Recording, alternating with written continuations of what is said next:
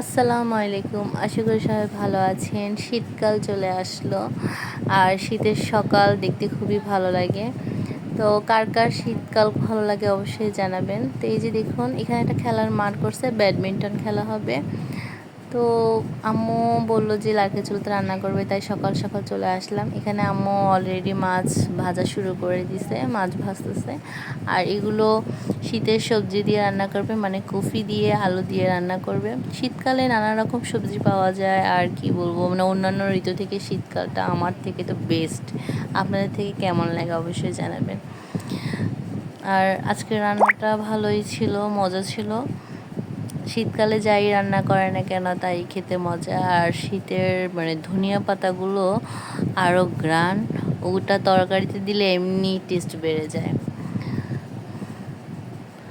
তো এই যে দেখুন আম্মু সবগুলো তরকারি একসাথে দিয়ে দিল, ভালো করে কষিয়ে নিচ্ছে।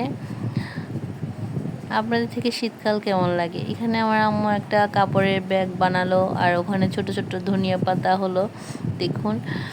ওফ, আমার তো মানে লারকেল চুলার রান্না মানে কি বলবো।